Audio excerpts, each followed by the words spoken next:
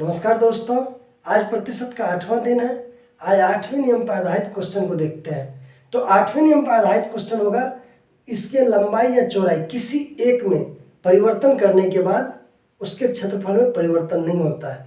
तो एक में परिवर्तन करेंगे तो स्वाभाविक है दूसरा में भी परिवर्तन होगा। तो इस पर आधारित हम क्वेश्चन को देखते हैं। किसी आयत की चौड़ाई में 25% की कमी कर दी गई है। चौड़ाई में कमी कर दी गई है, इसके क्षेत्रफल को समान रखने के लिए इसकी लंबाई को कितने प्रतिशत से बढ़ाना चाहिए। चौड़ाई में कमी हुई है तो कितना कमी हुई है, तो 25% की कमी हुई है। तो 25% को हम देखते हैं, 25% इक्वल होता है 25/100। 25/100 इससे कैंसिल कर देंगे, 1/4 हो गया। तो 1/4 तो इससे स्पष्ट हो गया कि पहला चौड़ाई अगर 4 है तो अब 1 की कमी हो गई। 1 की कमी हो गई तो अब चौड़ाई 3 हो जाएगा। तो क्षेत्रफल इक्वल होता है लंबाई गुना चौड़ाई। लंबाई को L कर देते हैं, चौड़ाई को B कर देते हैं और क्षेत्रफल को A मान लेते हैं। लंबाई, चौड़ाई और ये क्षेत्रफल है। तो पहले इसकी चौड़ाई 4 है, 25% की कमी हुई यानी 1/4। प्रारंभिक चौड़ाई 4 है तो अब 1 की कमी हो गई। तो पहले चौड़ाई 4 है, अब 1 की कमी हो गई। अब नया चौड़ाई हो गया 3। ये हो गया प्रारंभिक चौड़ाई।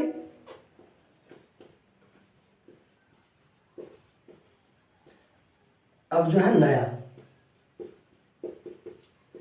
पहले चौड़ाई 4 था, अब हो गई चौड़ाई 3। और इसके क्षेत्रफल को समान रखने के लिए क्षेत्रफल पहले जितना था उतना ही क्षेत्रफल लेगा। क्षेत्रफल में कोई परिवर्तन नहीं होगा। पहले क्षेत्रफल यदि A है तो अब भी क्षेत्रफल A है। परिवर्तन हो रहा है तो लंबाई और चौड़ाई में। चौड़ाई 4 था, अब 3 हो गया। लंबाई तो पहले जो होगा उसी के रिस्पेक्ट में अब क्या होगा, क्षेत्रफल निकालना है तो क्षेत्रफल इक्वल होता है लंबाई गुना चौड़ाई। जब दोनों का मल्टीपल जो है या गुना जो होता है वह क्षेत्रफल है। इसमें कोई परिवर्तन नहीं है, यानी दोनों का गुना करने के बाद सेम वैल्यू आता है।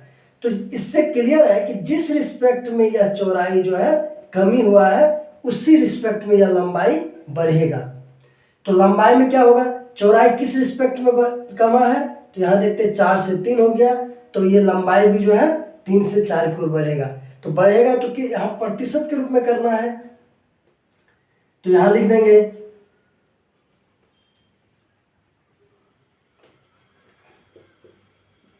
लंबाई में परिवर्तन। लंबाई में परिवर्तन, पहले चौड़ाई 4 था, अब 3 हो गया। तो पहले 4 तो अब 3 हो गया। तो लंबाई में परिवर्तन के, लंबाई में तो उसी के रिस्पेक्ट में परिवर्तन होगा, 1 का परिवर्तन हो गया। प्रतिशत वृद्धि, परिवर्तन हुआ यानी 1, चौड़ाई 1 कमा तो लंबाई में भी 1 की वृद्धि होगी। तो प्रतिशत वृद्धि कितना का, 1 का। किसके रिस्पेक्ट में बढ़ेगा, पहले चौड़ाई 4 था, अब 3 हो गया। तो इसी 3 के रिस्पेक्ट में ये वृद्धि भी होगा। लंबाई की वृद्धि भी जो है इसी 3 के रिस्पेक्ट में होगा।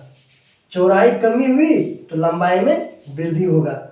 तो 1/3, आप प्रतिशत में लाना है तो 100 से गुना कर देंगे। 100/3, 33.1/3%। क्वेश्चन नंबर 2 देखते हैं। किसी आयत की लंबाई में 20% की वृद्धि कर देने से उसकी चौड़ाई में कितने प्रतिशत की कमी की जाए ताकि क्षेत्रफल समान रहे। किसी आयत की लंबाई में 20% की वृद्धि कर दी गई।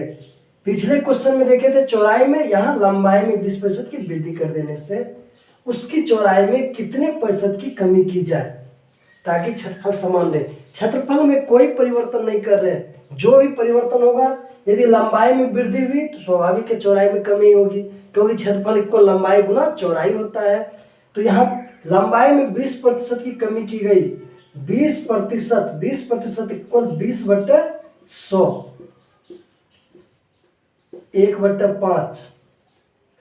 पहले लंबाई 5 था तो अब वृद्धि करके लंबाई 6 हो गया। जिस रिस्पेक्ट में लंबाई में वृद्धि होता है उसी रिस्पेक्ट में चौड़ाई में कमी होगा। तो चौड़ाई में प्रतिशत कमी, लंबाई में वृद्धि होगी तो चौड़ाई में कमी होगी। तो किस रिस्पेक्ट में वृद्धि हुई? 5 से। अब किससे? पहले 5 थी लंबाई, तो अब नया लंबाई कितना हो जाएगा? 1 की वृद्धि हुई तो 6 हो जाएगा। तो जिस रिस्पेक्ट में वृद्धि हुई है उसी रिस्पेक्ट में कमी होगा। तो अब लंबाई 6 हो गया है, अब इस 6 के रिस्पेक्ट में कमी होगी। तो प्रतिशत कमी इक्वल कमी। कमी कितना का? 1 की। जितना वृद्धि उतना ही कमी होता है। तो 1 की वृद्धि हुई तो 1 की ही कमी होगा। और रिस्पेक्ट में निकालना है 6 के रिस्पेक्ट में, 1/6 गुना 100। 2 से कैंसिल होगा, 2 3 6 50 हो गया। 50/3 16 पूर्णांक 2/3 प्रतिशत।